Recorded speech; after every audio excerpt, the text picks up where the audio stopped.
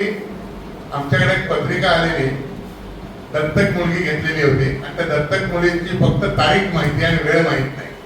मग वेळ माहित नाही म्हणल्यानंतर काय केलं, 12 कुंडल्या मांडल्या. मग एक एक कुंडल्या रूल आउट केल्या आणि मग 2 कुंडल्या उरल्यानंतर मग विजय जकादार सरांबरोबर उहापोह केला, कशी आहे, कुठली कुंडली धरायची.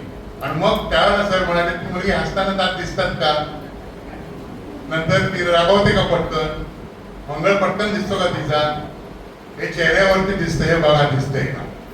आणि तेव्हा तिथे पहिल्यांदा चेहरा वाचन मुखचर्या शास्त्र म्हणजे मराठीत फेस रीडिंग ते जाणवायला लागलं.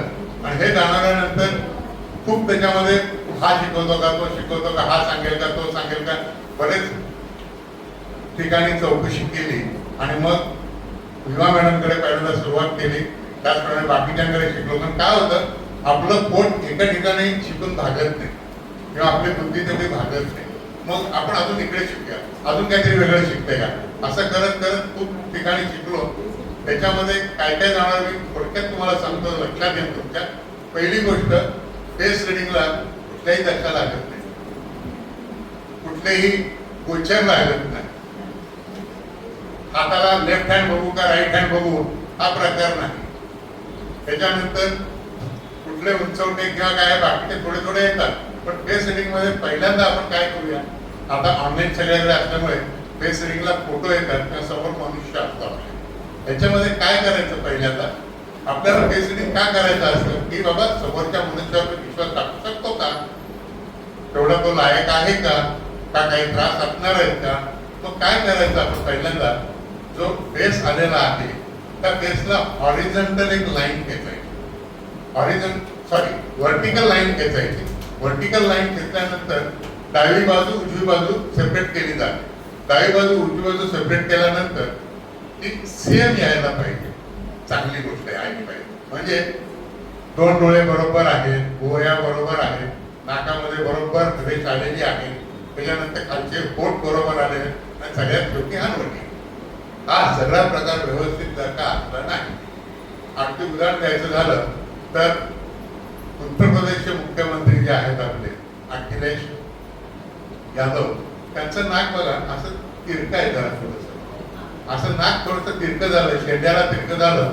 याचा अर्थ जरा विश्वास ठेवायला थोडी कमीपणा घ्यायला लागेल. आपल्याला फक्त विश्वास ठेवता नाही, आपला त्यांचा संबंध नाही आहे. पण उदाहरण सांगितलं की नाक जर का वाकडं असेल तर जरा थोडं असेल. काही जणांचं एक भुवई वर असते, एक भुवई खाली असते. त्याचप्रमाणे एक डोळा लहान असतो, एक डोळा मोठा असतो.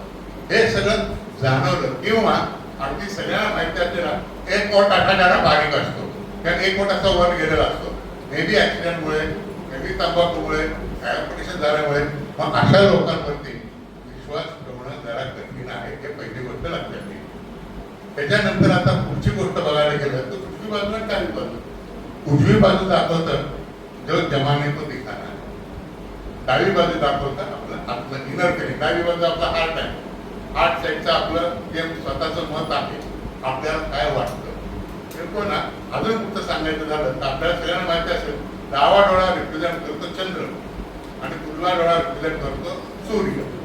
मग डावा डोळा चंद्र म्हणल्यानंतर शीतलता आतल्या मधलं जे आहे ते पटकन आपल्या चेहऱ्यावर येऊ देत नाही, किंवा काही काही जणांचं पटकन येतं, चेहऱ्यावर अँगर पटकन दिसतो, चेहऱ्यावरती राग पटकन दिसतो, आनंद पटकन दिसतो, अचंबित झालेलं पटकन दिसतं. हे सगळं चेहऱ्यावरती भाव सगळे पटापट दिसतात. आणि काही काही जण खूप हुशार असतात, काही भाव आणून देतात. मग काही भाव आणून दिल्यानंतर सुद्धा आपल्याला हळूहळू जर बघितलं की ओळखू येतं. हे आपण हॉरिझॉन्टल भाग केले. त्याच्यानंतर आणखी एक महत्वाचा अवयव म्हणजे कान. जर का एक कान लहान एक कान मोठा झाला तरी सुद्धा आपल्याला म्हणता येईल जरा लॉयल्टीमध्ये कुठेतरी प्रॉब्लेम आहे. आता हे आपण व्हर्टिकल केलं. आता हॉरिझॉन्टल लाईन खेचायच्या. हॉरिझॉन्टल लाईन कुठनं खेचायच्या, वरच्या केसापासून ते भुवईपर्यंत एक लाईन आणि भुवईपासून नाकापर्यंत दुसरी लाईन, नाकापासून हनवटीपर्यंत तिसरी लाईन. हे का खेचायच्या, बेसिकली आपल्याला जाणून द्यायचं कुठला भाग मोठा आहे, कुठला भाग छोटा आहे. आता याच्यामध्ये कसं होतं, कसं काय मोजायचं बाबा भाग कुठला मोठा कुठला छोटा. छोटा आला तर गुटपट्टीने मोजता येईल, समोर मनुष्य आहे तर कसं काय मोजायचं. तर अशा त्या मनुष्याला सांगायचं बाबा तुझी 4 बोटं ठेव इथे आणि बघ बरोबर 4 बोटं मावत आहेत का 3 बोटं मावत आहेत, खालच्या बाजूला 3 मावत आहेत का 4 मावत आहेत. जो भाग मोठा वरचा भाग म्हणजे अप्पर झोन, मधला भाग म्हणजे मिडल झोन, खालचा भाग म्हणजे बॉटम झोन. जर का वरचा भाग अप्पर झोन जास्त आला म्हणजे 4 बोटं आला बघा, 5 बोटं पण येतं, 4 बोटं आला, टक्कन धरायचं नाही. इथे जिथे रेष आलेली आहे ती धरायची आणि ह्या रेषेपासून खालची मोजल्यानंतर आपल्याला जाणवतं की बाबा त्याचा टॉप भाग जास्त उंच आहे. जर टॉप भाग उंच झाला तर काय असतं, ही माणसं खूप इंटेलिजंट असतात.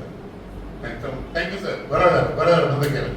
ही माणसं खूप इंटेलिजंट असतात, ते लॉजिकली बोलतात, लॉजिकली विचार करतात, पटकन कुठलाही डिसिजन घेत नाही, जरा सगळा पूर्ण विचार करतात. अगदी उदाहरण द्यायचं झालं तर जर का मोठ्या भागाचा मनुष्य एखादी गाडी घ्यायला गेला तर तो संपूर्ण विचारेल की बाबा गाडी कुठल्या कंपनीची आहे, कंपनी किती जुनी आहे, केव्हापासून प्रोडक्शन केलंय, त्याला बाकीच्या मॉडेल्सला किती प्रॉब्लेम आलेला आहे, असे बरेच प्रश्न तो विचारणार किंवा सेल्समन या गोष्टी त्याला सांगणार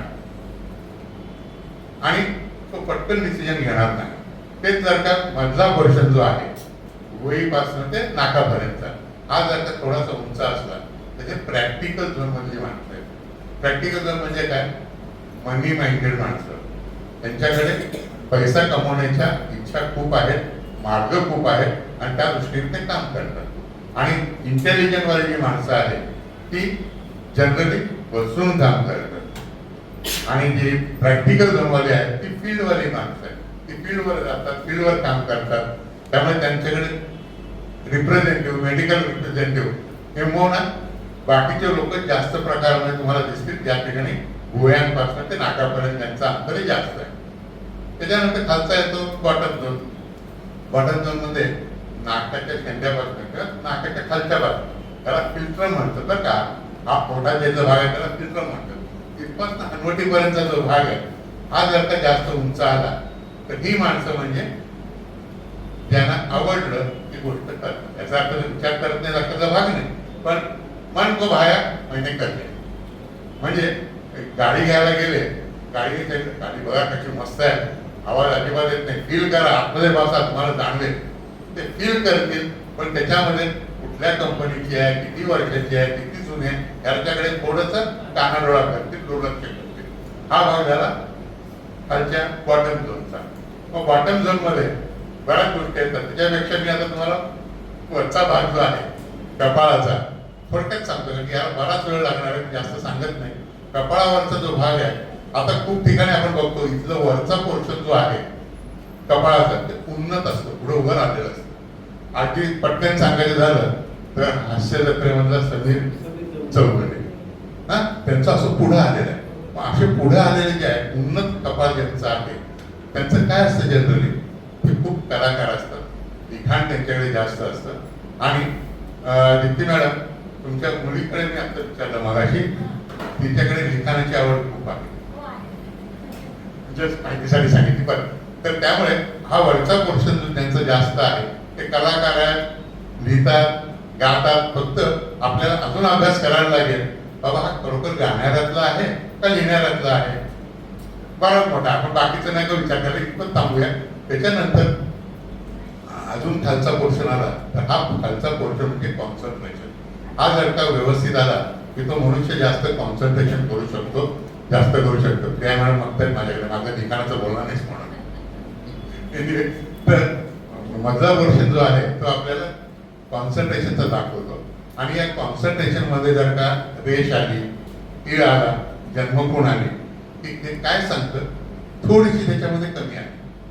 चेहऱ्यावरती कुठेही तीळ आला, कुठेही जन्मकोण आली, मस्सा आला की जनरली ते सगळं निगेटिव्ह धरलं जातं. आपण ब्युटी स्पॉट म्हणतो, खूप चांगलं दिसतंय म्हणतोय, हे सगळे चांगली गोष्ट असते तरी हे काही ना काही कुठेतरी आपल्या कमतरता दाखवतात. त्याच्यामध्ये फक्त एक त्यातल्याच बरं आहे, ओठांवरती मधल्या भागावरती तीळ आला, ओठांवरती मधल्या भागावरती इथे कुठेही तीळ आला तर त्या माणसाला, व्यक्तीला खाण्याची खूप आवड असते, तो व्यवस्थित खातो आणि त्याला मिळतं पण सगळीकडे. त्याच्यामध्येच कपाळावरती अजून एक महत्वाचा भाग आहे म्हणजे भुवया. जो वरच्या पोर्शन मध्ये येत नाही खालच्या पोर्शन मध्ये आलं, त्याच्या अगोदर कपाळाच्या वर भुवयांच्या वर ब्रो बोन किंवा भुवयांवरचं हाड म्हणून आपण, हे स्त्रियांच्या पटकन दिसत नाही कधी, फार कमी स्त्रियांचं दिसतं, पण पुरुषांच्या हे लगेच दिसतं. हे लगेच दिसतं तर याचा अर्थ काय, हा मनुष्य खूप खटपट आहे, हा खूप उद्योगी करणार आहे, त्याच्याकडे एनर्जी भरपूर आहे. एनर्जी भरपूर असते की ते एनर्जी खटपट्या करणार.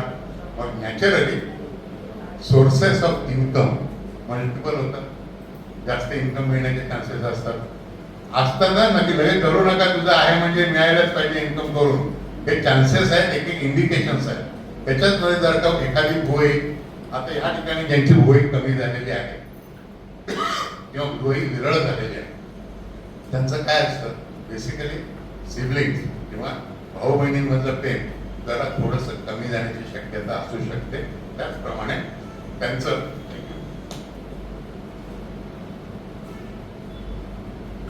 अजून जर का बघितलं आपण तर बहुतेक वेळा ह्या लोकांचं फॅटी लिव्हर असण्याची शक्यता खूप असते. तुम्ही बघा, मला सुद्धा फॅटी लिव्हर आहे बरं का, इथे विरळ झाले केस सगळे. पण याचा अर्थ कोणीतरी मला सांगितलं की आयब्रो पेन्सिल घेऊन डार्क कर, तर त्यामुळे काय ते लगेच होणार नाही. देअर आर वेज तुम्हाला आयब्रोचे केस बाल वाढवण्याचे बरेच प्रकार आहेत, ते एक्सपर्ट लोक सांगतील जास्त कसे करायचे ते, पण ऍक्च्युअल केस बरं का तुमचं ते आयब्रो किंवा ब्युटी पार्लर करून केलेले नाही. त्याच्यामध्ये आता कपाळामध्ये अजून एक सांगायची गोष्ट म्हणजे, आपण इथे मॅक्झिमम स्त्रिया आहेत, तर एक त्यांच्यासाठी एक गोष्ट सांगतो. खूपशा स्त्रियांच्या इथे बरोबर असं एमचा आकार येतो, एमचा आकार येतो. कादंबरी मॅडमच्या खूप चांगला आलेला आहे तो. आणि केसांची स्टाईल महिरूपी कंस आलेला आहे. तर हे अशा व्यक्ती ज्या असतात त्या जनरली खूप अट्रॅक्टिव्ह असतात, आहेत प्रश्नच नाही. त्याचप्रमाणे ते समाजात प्रिय सुद्धा असतात. अट्रॅक्टिव्ह असलं की प्रिय असणं लॉजिकली आलं, पण त्या तशा असतात, पण नॉट नेसेसरी असायलाच पाहिजे. पण खूपशा जण स्त्रियांच्या बाबतीमध्ये एम आकार असतो, तोच जर का उलटा झाला, व्ही झाला, तर काय असू शकतं, तर थोडं नशीब जरा कम नशिबी म्हणायचं, त्याला कम नशिबी म्हणा किंवा अजून काहीतरी म्हणा, पण त्या हुशार खूप असतात. फक्त त्या हुशारीचं दाद मिळत नाही. खूपदा ती दाद जरा मारली जाते. मग ही मारली गेल्यानंतर नॅचरली आपण काय म्हणतो, माझं नशीब फुटकं आहे. फुटकं नाही, व्ही आकार आहे तिथे नशिबाचा, हा केसांचा.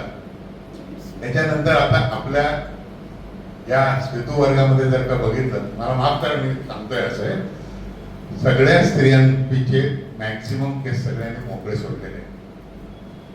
त्याच्यामध्ये फक्त एकच मॅडम आहेत ज्यांनी वेणी घातलेली, जे इथं बसलेले आहे. याचा अर्थ काय वाईट आहे अशाचा भाग नाही, फक्त याचा अर्थ असा आहे की आता स्त्री ही जास्त स्वतंत्र होत चाललेली आहे.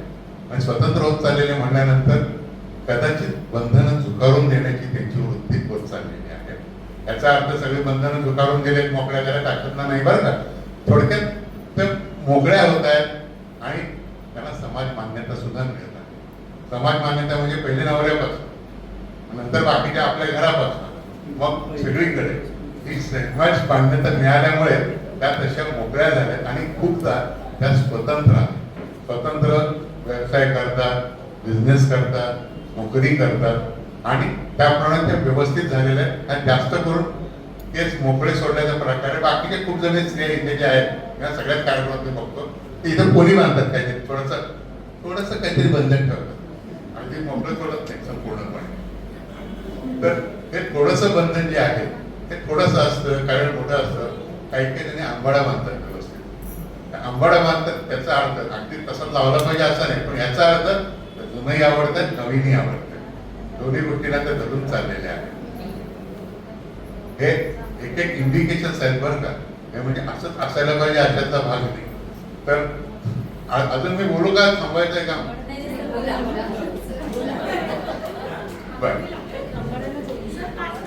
बर आता खालचा भाग आपण इथला बघितला, म्हणजे भुवयापासून ते नाकापर्यंतचा.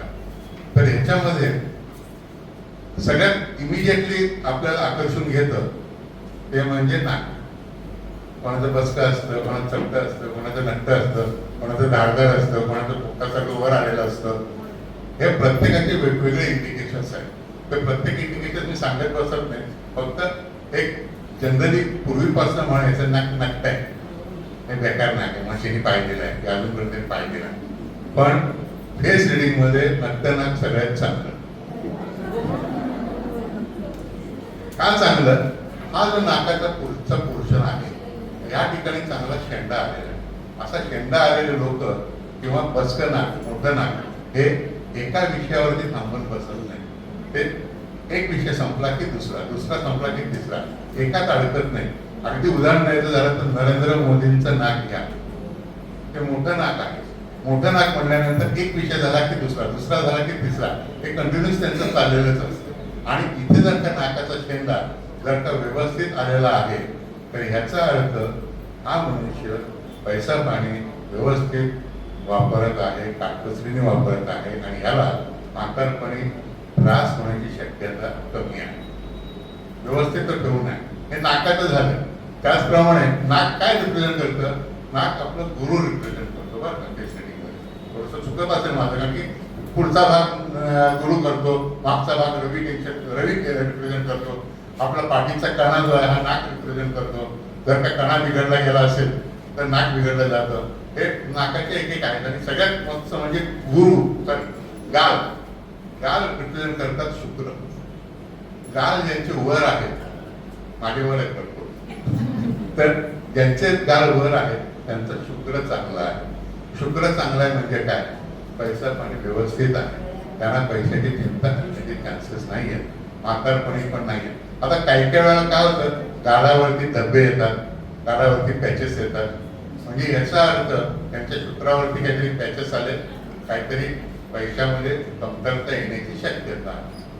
अजून बरंच काही काही, पण गालाचं सोडून देऊया, आपण कानाकडे बोलूया. कानाकडे कधी कोणी बघतच नाही.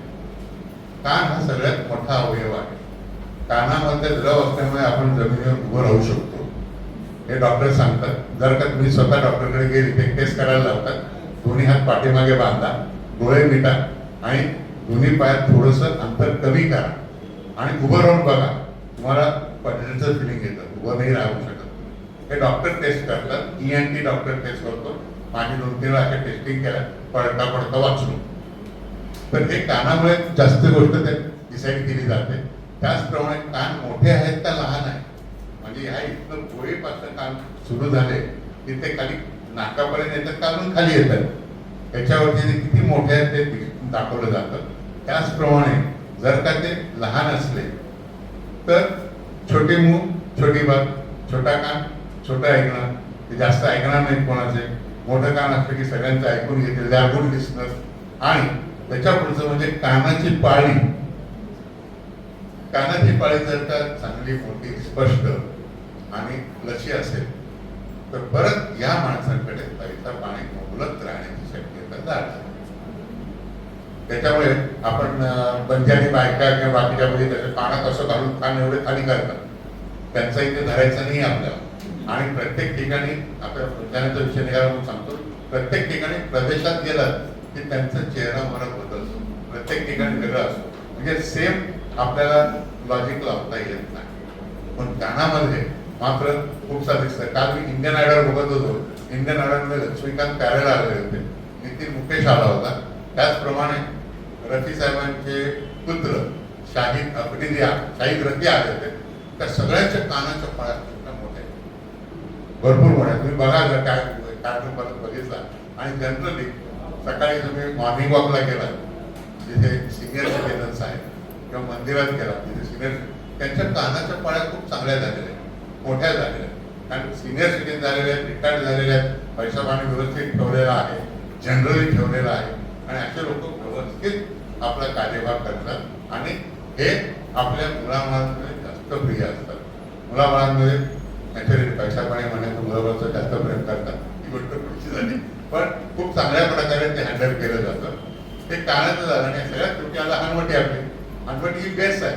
हनवटी बेस आहे म्हणण्याचं काय, आपल्या ज्योतिषाच्या भाषेमध्ये शनी हनवटी रिप्रेझेंट केली जाते. आणि जर का क्षणी चांगला असेल तर आपला चेहरा चांगला असतो. काही जणांच्या अगदी पॉइंटेड अंगठी असते बघा, किंवा खूप पॉइंटेड अशी आलेली असते, बघितल्या क्षणी जाणवतं हा काय बरोबर वाटत नाही रे बाबा. किंवा डॉमिनेटिंग नेचर त्याच्याकडे खूप स्पष्टपणे दिसतं. तर असे हे चेहऱ्याचे वेगवेगळे प्रकार आहेत, वेगवेगळे त्याच्या खाणाखुणा आहेत. त्याच्यावरती लाईनी आल्यानंतर अजून वेगवेगळ्या प्रकार दिसतो. तिथे कपाळावरती दोन अशा लाईनी सगळ्यांच्या दिसतात, ते टेन्शनमुळे दिसतात. टेन्शन किंवा बाकीच्या गोष्टी डोळ्याखाली काळी वर्तुळे येतात. ती काळी वर्तुळे येतात झोप नाही त्यामुळे, किंवा जास्त वाचन आहे. आजकाल राहू मोबाईल बघणं जास्त आहे. आणि दुसरी गोष्ट, राहू हा राहू देत नाही. म्हणजे राहू कुठलीही गोष्टी राहू देत नाही. चेंज इमिडिएटली चेंज, हे सारखं चेंज राहू करतो. चेहऱ्यामध्ये राहू सुद्धा दिसतो. म्हणजे खूप जण बघा सारखी चेहरे डेव्हलपमेंट करत असतात. आज अशी दाढी ठेवली, त्याच्यावर फुल दाढी, त्याच्यावर परत काढली गेली. हे पुरुषांच्या बाबतीत. स्त्रियांच्या बाबतीत वेगवेगळ्या प्रकारे ते चेंज करत असतात, जे मला पटकन सांगता येणार नाही. ब्युटी पार्लर मध्ये जे करतात सगळेजण. तर असा हा आपला फेस रिडिंगची तोंड ओळख. दीप्ती मॅडमनी बोलावलं, आपण सगळ्यांनी शांतपणे ऐकलं, त्याबद्दल त्यांचे आभार, आपल्या सगळ्यांचे आभार. सगळ्यांना परत एकदा नमस्कार आणि धन्यवाद. त्यामध्ये जर का कॉमन जर का बघितलं गेलं आपण, तर आपले कलर पण आले बरं का याच्यात. म्हणजे काळे डोळे, घारे डोळे, पिंगट डोळे, निळे डोळे फार कमी दिसतात, पण राज कपूर सारखा एखादाच असतो निळे डोळ्यांना. पण हे थँक्यू सर. तर असे बरेच डोळे दिसतात. तर याच्यामध्ये जर का आपण बघितलं अजून, तर डोळ्यांमध्ये जे बदामी डोळे आहेत ते खूप आकर्षक असतात, आणि जे बारीक डोळे आहेत ते आत्महत्या ठाव घेतात. म्हणजे तुझ्या मनात काय आहे हे जर का ओळखायचं असेल तर बारीक डोळ्यावर मनुष्य पटकन ओळखतो. ते बदामी डोळ्यावाला तसं ओपन असतो. आणि बघताना जर का दीप्ती मॅडमचे डोळे बघितले, आता ते म्हणतात म्हणून सांगतो, दीप्ती मॅडमचे डोळे मोठे आहेत, थोडे काळसर आहेत, आणि डोळ्यातला खालचा पांढरा भाग पूर्ण पांढरा आहे. हे चांगलं लक्षण आहे.